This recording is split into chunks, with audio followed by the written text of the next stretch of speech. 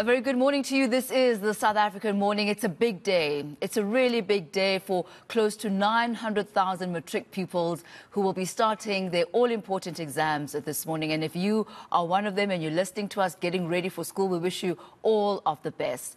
Now, we do know, however, that there are some concerns regarding the pass rate and how the socio-economic challenges factor into this pass rate. To discuss this, we're joined this morning by education specialist, Professor Metcalfe. Prof, good to have you with us this morning.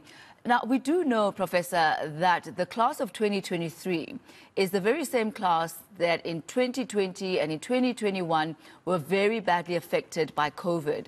At that point, they were in grade 9, grade 10.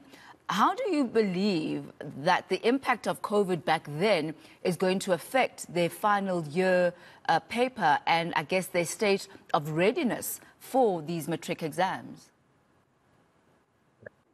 That question is going to be asked, I think, for many years going ahead, because across the school system, the young children weren't able to necessarily consolidate their skills in reading and mathematics, which is so foundational.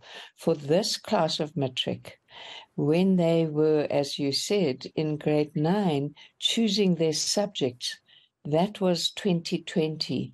And the confidence with which they may have approached choosing their correct subject combinations would in itself have been difficult, as well as the loss of time and the loss of learning.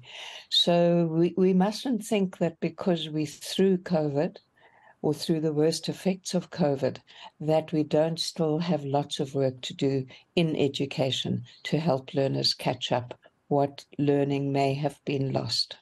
Do you believe enough was done, and perhaps not just enough, but enough of the right interventions were put in place in order to circumvent the effects of COVID on the learners in preparation for this year's finals? You know, looking in hindsight, one can always argue we might have done more. But one of the things that I'm so conscious of is how bewildering it was at the time and how difficult it was to understand the science, understand the medicine.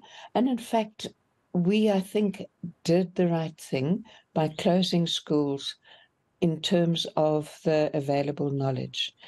In terms of what we could have done more of, we need to understand that not all children in the country have access to the internet, to broadband, and the claims that so many children were learning at home was actually true of a few rather than the majority. So we have a concern that information technology interventions, which may very well be the way to go in the future, at the moment exacerbate divisions and inequalities rather than reduce them.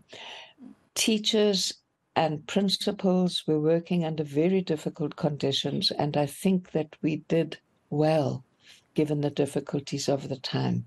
But we cannot take our eye off the ball of trying to support every learner to have the opportunity to learn and to fulfill their potential. And Professor, you bring up such a good point there, because the assumption is that the learners are actually able to work and study on their own in a meaningful way that will actually add value to their studies, and that is not always the fact. Why don't you talk us through some of the challenges that the youth have had to face leading up to these exams, specifically, socioeconomically? We've had a lot of blackouts. There's also been a lot of unemployment, I think, putting pressure, financial pressure on families. And as much as you may believe and you may think that, yes, it affects the adults, but in truth, the learners see everything, and it also does affect them psychologically as well. Excuse me. The issue of socioeconomic inequality and how it affects education performance is a internationally established reality. In South Africa, one of the things that I always really hate every year is this inter-provincial comparison, which province comes first, which province comes last. Because what in reality we're celebrating, on the whole, I'm not saying it's a one-to-one correspondence throughout. We're celebrating provinces who are wealthier in terms of the socioeconomic circumstances of families relative to poorer provinces.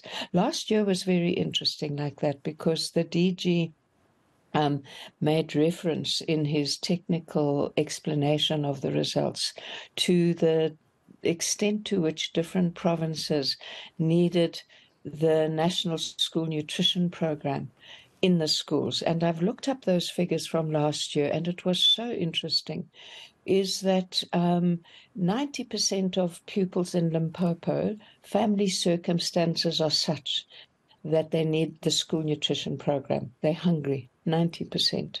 And in the Eastern Cape, it's 93%. So that tells us already that we have high levels of hunger in the country, and that as many as 90 to 93% in some of the poorer provinces of children receive the National School Nutrition Program every day. Now, on the other end of the scale, it's 57% in Gauteng, 35% in Western Cape. Now, if you look at the provincial comparisons about who does well, Gauteng and Western Cape usually in the top three, usually Limpopo, Eastern Cape in the bottom. So the matric results are not only an indicator of effort and the work that learners and families and teachers put into the results, they also are an indicator of socioeconomic inequality. And as you say, some are going to have been more affected by the long periods of load shedding that we experienced.